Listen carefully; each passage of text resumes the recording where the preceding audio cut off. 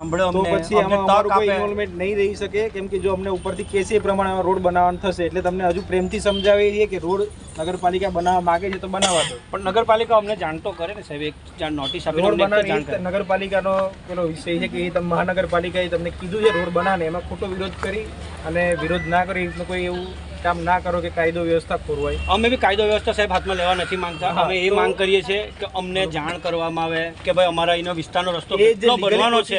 મહાનગરપાલિકાને જ કહે છે કે સાહેબ અમને લીગલ પ્રોસેસમાં અમને જાણ કરે. રોડ બનાવવા માટે કીધેલું છે, બનાવવા દેવાના કે નથી બનાવવા દેવાના અત્યારે તો અમને કોઈ જાતની સમજ જ નથી કે કેટલા વિખર બનશે, એમાં હું કઈ નહીં કરી શકું. હું પછી અત્યાર સુધી તમને કહેતો કે ભાઈ આ રીતે તો અમે સમજાવટ કરીએ મહાનગરપાલિકા વચ્ચેથી બને, પણ પછી જો ઘરમાંથી જશે તો પછી અમારી કોઈ જવાબદારી નહીં રહેશે. નગરપાલિકા અમને જાણ કરે સાહેબ, અમે પછી તમારી જવાબદારી છે. તો હવે રોડ જે મહાનગરપાલિકા એમના હિસાબે જે બનાવતી હશે એ પ્રમાણે બનાવશે. તો પછી હવે એવું ના કે તમે કીધું કે આ રીતનું જ બનશે, આ રોડ જેટલું છે એટલું જ એઝ ઇટ ઇઝ એટલું જ રહેશે ને રોડ. તો પછી તમે જાણો મહાનગરપાલિકા કાયદો વ્યવસ્થા ના ખોરવાય. કાયદો વ્યવસ્થા સાહેબ અમે કોઈ વસ્તુ હાથમાં લેવા નથી માંગતા. કાયદો નગરપાલિકા અમને નોટિસ આપે, અમને જાણ કરે, પછી અમે માનનીય કલેક્ટર સાહેબનો અમે જે રજૂઆત કરવી તે કરજો. અહીંયા કોઈ કાયદો હાથમાં ના લે એટલી બધાને રિક્વેસ્ટ. એટલે અમે બી એ જ સાહેબ માંગીએ છીએ કે અમને બી જાણ કરવામાં આવે, અમને લેખિતમાં આપવા આવે, જેથી અમે અમારી આગળની કાર્યવાહી. સાહેબ ઘર તોડવામાં નહીં આવશે ને કોઈના? હમણાં નહીં તમને પહેલા કીધું હતું એ પ્રમાણે જો તમે નથી એગ્રી થતા તો પછી હવે હું કોઈ જવાબદારી નહીં લઈશ કે અમે તો એગ્રી છે ને, હશે ને તમારો નિર્ણય હશે. જ્યાં મહાનગરપાલિકા નિર્ણય લેશે એ પ્રમાણે થશે. પણ રોડ જેટલું રોડ છે એટલું જ બનશે ને, એટલો બને વાંધો નહીં, પણ પોળો નહીં જોઈએ. વધારે પછી તમે લઈ લો જગ્યા એટલે એમ માટે તમે એગ્રી નહીં થતા અરે બે વસ્તુ કેવી રીતે થઈ ગઈ? એ પ્રમાણે પછી તમારે પોતાના માથા પર ચીન લેવા માંગે. નગરપાલિકા કાંઈ બી કરી શકે, સાહેબને બી ખબર કે નગરપાલિકા કાંઈ બી કરી નાખે.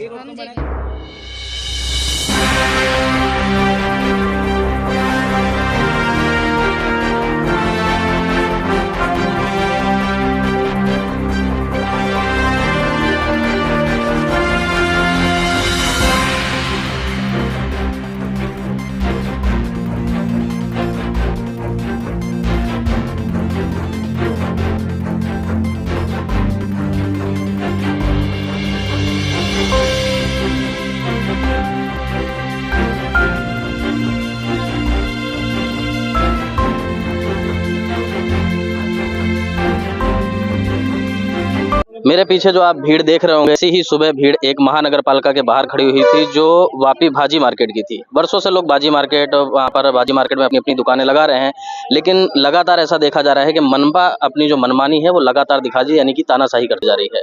और इस वक्त जो लगभग 3 से 4 घंटा हो गया यहाँ पर ये चौकी फड़िया है, ये बुनमैक्स जो स्कूल है उसके जस्ट पीछे है, कब्रिस्तान वाले रोड पर। यहाँ पर आप देख सकते हैं कि लोग सड़क पर उतारे हैं, 3-4 घंटे से यहाँ सड़कों पर बैठे हुए हैं और भारी मात्रा में पुलिस बल भी तैनात है। क्या है पूरा मामला, आइए वो जानते हैं। नमस्कार मित्रों, आप देख रहे हैं सालासर न्यूज और मैं हूं विनय प्रजापति। वापी के अंदर जिस तरीके से आप देख रहे होंगे कि सड़कों का निर्माण हो रहा है, तो अधिकतर जगहों पर जो बुलडोजर का काम है वो काफी जोरों शोरों से चल रहा है। लेकिन यहाँ की आज की जो परिस्थिति है, यहाँ बताया गया लगभग 6-7 साल से इस सड़क का निर्माण आज तक हुआ ही नहीं है, ना ही यहाँ पर कभी भी किसी प्रकार की कोई कार्यविधि करने में आई। लेकिन लोगों का ऐसा मानना है कि शायद प्रमुख की कोई बिल्डिंग यहाँ पर अभी हाल ही में बनने वाली है, जिसके वजह से सड़क को बड़ा किया जा रहा है। और जो गाँव एरिया, ये गावड़ा एरिया लगता है, और गाँव के जो लोग हैं जिनका घर इस सड़क के बीच में आ रहा है, उनके घर को तोड़ने की कोशिश की जा रही है। अब सोचने और समझने वाली बात यह है कि जब महानगर पालिका या फिर संबंधित विभाग के अधिकारी होते हैं, जब विकास की बात करते हैं, तो क्या इसी तरीके का विकास होता है कि किसी बड़े बिल्डर, ये जो सुनी हुई बात है उसके बारे में हम बात कर रहे हैं, जो सामने से जानकारी मिली है। लेकिन 6-7 साल से आप ही नगर पालिका में मौजूद हो, आप ही महानगर पालिका में मौजूद हो, आपकी ही सरकार है, उसके बावजूद भी इस सड़क को बनाया क्यों नहीं गया अभी तक? आइए जानते हैं जनता से कि आखिरकार उनकी क्या मांग है और वो क्या चाहते हैं। મારું નામ કેતન પટેલ છે અને હું ચલાનો રહેવાસી છું અને આજરોજ ચલા ચોકી ફળિયામાં મને જાણ થઈ કે અહીં મહાનગરપાલિકાના અધિકારીઓ કોઈને જાણ કરવા વગર, કોઈને નોટિસ આપવા વગર આજે આટલી મોટી સંખ્યામાં પોલીસ બળ લઈને અને સમગ્ર મહાનગરપાલિકાનો સ્ટાફ લઈને અહીં ચોકી ફળિયામાં આવ્યા અને જીસીબી 4 જીસીબી અને ટ્રકો લઈને તમામ લોકોના ઘર સુધીના અંદર સુધીનું માપણી કરી દીધી અને બળજબરીપૂર્વક કોઈને જાણ કરવા વગર અહીં રસ્તો બનાવવાનું ચાલુ કર્યું. ગ્રામના નાગરિકોએ જ્યારે વિરોધ કર્યો ત્યારે નગરપાલિકાના અધિકારીઓ એમ કહે છે કે અમારે કોઈને લેખિતમાં જવાબ આપવાની ઓથોરિટી રહેતી નથી, પરંતુ કાયદાની પ્રોસેસ એમ કહે છે કે જેની જગ્યા ઉપર રસ્તો બનવાનો હોય તો એમને નોટિસો આપવાની એ કાયદાની ફરજ છે. પરંતુ અમે જ્યારે નગરપાલિકાના અધિકારીઓને પૂછીએ તો એકબીજા ઉપર ખો આપે છે અને અમને કોઈ જાતનો જવાબ આપતા નથી. એ જ રીતે જ્યારે અમે નગરપાલિકાના કમિશનર શ્રી આસ્થા મેડમ આવ્યા તો એમને જોડે રજૂઆતો કરી, એમને વાત કરી, 1 થી 1.5 કલાક એમને વાતો કરી, પરંતુ અમને કોઈ જાતનો સંતોષકારક જવાબ આપ્યો નથી. અને અમે જ્યારે આસ્થા મેડમને કીધું કે મેડમ તમે કોઈ જાતની અમને નોટિસો નથી આપી, તેમ છતાં તમે આહેલો ઘરોને એ બધું નુકસાન થાય છે અને રસ્તા મોટો કરવામાં તમે આવી ગયા છે, ત્યારે મેડમે અમને એમ જાણ કરવામાં આવી, એમને એમ કીધું કે તારો બોલવાનો અધિકાર નથી, તારે બોલવું નહીં, મારે તમને કોઈ. ત્યારબાદ અમે લોકોએ નીચે જમીન ઉપર બેસી વિરોધ પ્રદર્શન કર્યો. ત્યારે મેડમે એમ કીધું કે આ બધાને ઉઠાડો તો ઉઠાડો, અન્યથા એમના પાસે પણ જીસીબી ચડાવી દેવા.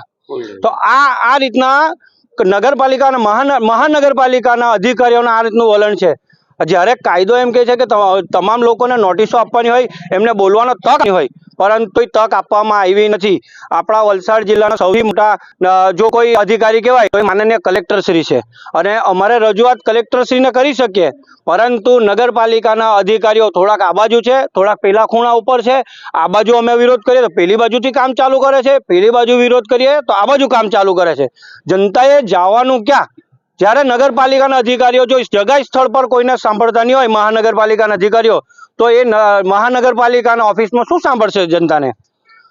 તમામ મહિલાઓએ વારંવાર એમને રજૂઆત કરી છે, મેડમ અમને કોઈ જાતનો લેખિત પુરાવો તો આપો જેથી કરીને અમે અધિકારીશ્રીને રજૂઆતો કરી શકીએ, પરંતુ કોઈ જાતનો પુરાવો નથી અને બળજબરીપૂર્વક અમારી જગાઓમાં કાયદા વિરુદ્ધ આ લોકો પોતે ડેમોલેશન કરી અને જાણી બૂજીને મોટા રસ્તા કરવાનું કામ ચાલુ છે.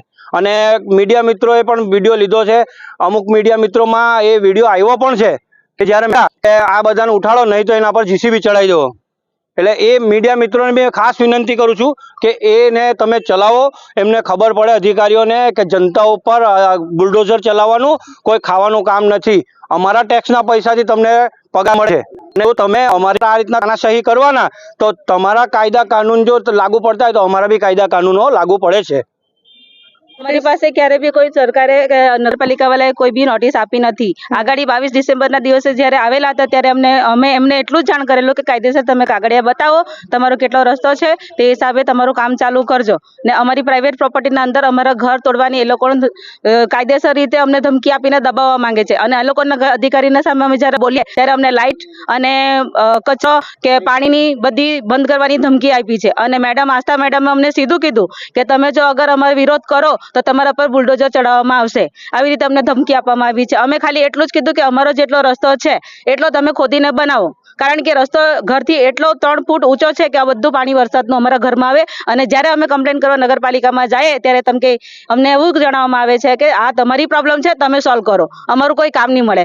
અને રસ્તા માટે ક્યારે બી કોઈ વસ્તુ માટે કહે તો આ અધિકારીને કરો, પેલા અધિકારીને કરો, તે બીજા અધિકારીને કરો. હરેક અધિકારી અલગ અલગ રીતે અમને બોલે ને અમને અમારા કાયદામાં અમને દબાવવા માંગે.